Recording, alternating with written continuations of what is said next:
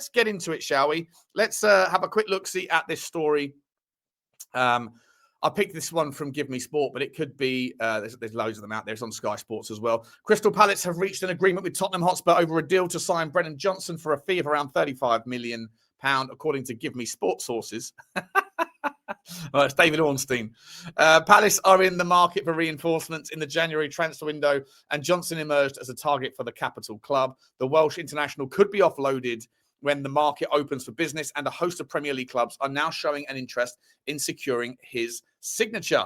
Palace have now taken a big step towards bringing him to Selhurst Park, looking to beat some of their Premier League rivals in the race. According to Give Me Sport sources, Palace have reached an agreement after club-to-club talks.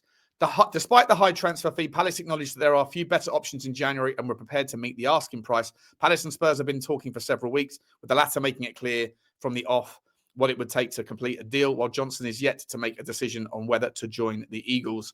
The Eagles believe they were frontrunners to secure his signature, and they are hoping to complete a deal with Johnson quickly in order to get ahead of the competition. Of course, the big question mark for me is, would he join Crystal Palace, knowing that in all likelihood, the main key cornerstone of why Palace have been so good over the last couple of years is because of Oliver Glasner, and he has decided he's not going to be renewing his contract, at least not at the moment. Maybe things will change, and so consequently, are you moving into a 4-year contract at a club that is a bit potentially rudderless in terms of how they will move forward?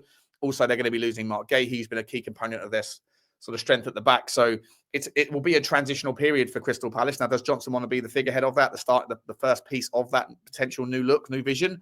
Or is he sort of joining a sinking ship? Who knows? I'm not calling Crystal Palace a sinking ship. They're a very, very well-run team and a very well-run football club, generally speaking. But it's just be interesting to see how he looks at it. Now, of course, they are also joined in interest by Everton and Bournemouth. Look, you can make an argument to see him playing well in an Everton system as well. And Bournemouth, obviously also a team that traditionally wouldn't be spending £35 million on players. They obviously go to find their conveyor belt as they sell players like Semenyo. So again, Johnson has to look at that and think, I would be, a pretty big deal signing for Bournemouth. Small stadium, smaller fan base, probably smaller opportunities in the long run if we're realistic.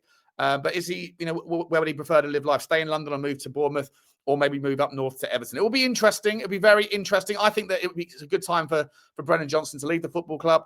I won't. I think. Look, I won't cut any bones about this one. I think that for me, he's a good player in terms of output, but in terms of the input factors, which I think are necessary and important, I like workhorses, not show ponies.